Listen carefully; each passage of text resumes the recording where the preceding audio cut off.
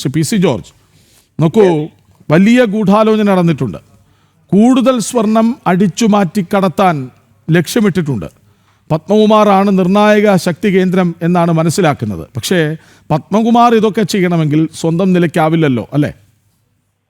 അതായത് നിങ്ങൾ പറഞ്ഞ അഭിപ്രായം അത് ഭയങ്കരമായ ഗൂഢാലോചനയും കൊള്ളസംഘമായിരുന്നു എന്നുള്ളത് ഞാൻ യോജിക്കുന്നു. പക്ഷേ പത്മകുമാറാണ് ഇതിന്റെ നേതൃത്വം എന്ന് പറയുന്നത് അബദ്ധമാണ്. കാരണം ഇതിന്റെ നേതൃത്വം ബഹുമാനപ്പെട്ട മുഖ്യമന്ത്രി പിണറായി വിജയനാണ്. പിണറായി വിജയൻ നേരിട്ട് നമ്മുടെ ദേവസ്വം മന്ത്രി, നമ്മുടെ കോട്ടയം വകുപ്പുകാരൻ മന്ത്രി ഉൾപ്പെടെ എല്ലാ അവന്മാരും CPM ഉന്നതരായ നേതാക്കന്മാരുടെ വലിയ ഗൂഢാലോചന അടിസ്ഥാനത്തിൽ നടത്തിയ ഒരു കൊള്ളയാണിത്.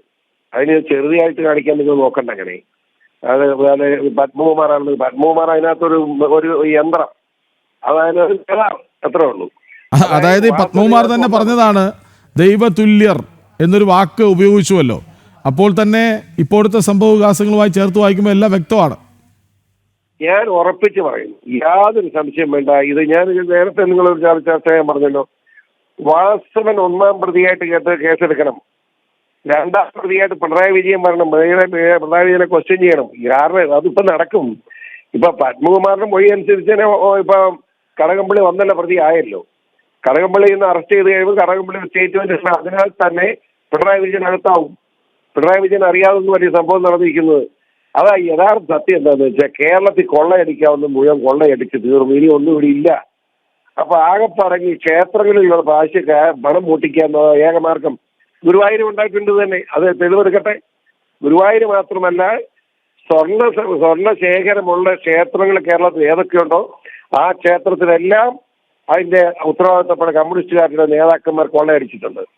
അത് ഏറ്റവും കൂടുതൽ കൊള്ള നടന്നത് ശബരിമലയിലാണെന്ന് മാത്രം. കാരണം അവിടെയാണ് ഏറ്റവും കൂടുതൽ. ഗുരുവായൂർ കൊള്ള നടന്നില്ലേ? ഇത് മാർക്സിസ്റ്റ് പാർട്ടി വ്യാപകമായി നടത്തിയ കൊള്ളയാണ്. അവർ തീരാൻ പോവുകയാണ്. പാർട്ടി തീരുകയാണ്. ലോകത്തിലെ കമ്മ്യൂണിസം ഇല്ല, ഇന്ത്യയിൽ തന്നെ ഇല്ല. ഇനി ആകെ ഉള്ളത് കേരളത്തിലാണ്. അത് കമ്മ്യൂണിസം അല്ല, പിണറായിസാണ്.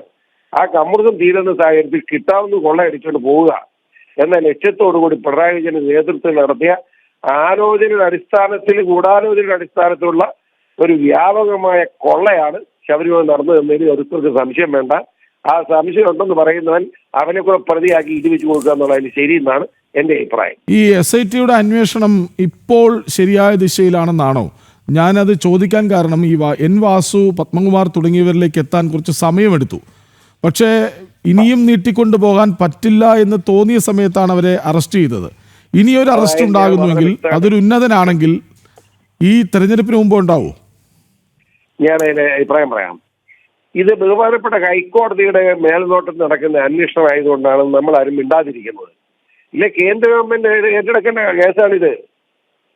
NIA ഉൾപ്പെടെ. കാരണം 36ഓളം രാജ്യങ്ങളിൽ നിന്ന് ഇവിടെ അയ്യപ്പ ഭക്തന്മാർ വരുന്നുണ്ട്. അപ്പൊ NIAയുടെ വരും. CBI അന്വേഷണം മസ്റ്റാണ്. CBI അന്വേഷിക്കാതിരിക്കാം ഇത് ഇത്രയും വലിയ കൊള്ള. അപ്പോ ബഹുമാനപ്പെട്ട ഹൈക്കോടതി ഒരു നയം സ്വീകരിച്ച് വളരെ മാന്യമായി അത് കൊള്ള കണ്ടുപിടിക്കാൻ ശ്രമം നടത്തിക്കൊണ്ടിരിക്കുമ്പോൾ നമ്മൾ അതിനകത്ത് കയറി കോടതിയെ ബഹുമാനം ഉള്ളത് കൊണ്ട് അപമാനിക്കാൻ പറ്റാത്തതുകൊണ്ട് മിണ്ടാതിരിക്കുകയാണ്. കോടതിയുടെ അന്വേഷണത്തിൽ നടക്കുന്ന പിണറായി വിജയന്റെ പോലീസാണ്.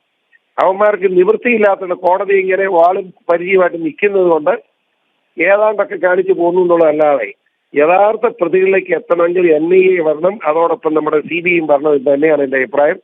ബഹുമാനപ്പെട്ട കോടതിയുടെ നിരീക്ഷണം കഴിഞ്ഞോട്ടെ. അത് കഴിയുമ്പോൾ ഞങ്ങൾ കേന്ദ്ര ഗവൺമെന്റിന് ഇതിൽ ഇടപെടുത്താനുള്ള നടപടി ഉണ്ടാവും. ഒരു സംശയം വേണ്ട. ശരി, നന്ദി ശ്രീ പി സി ജോർജ് പ്രതികരിച്ചതിന്.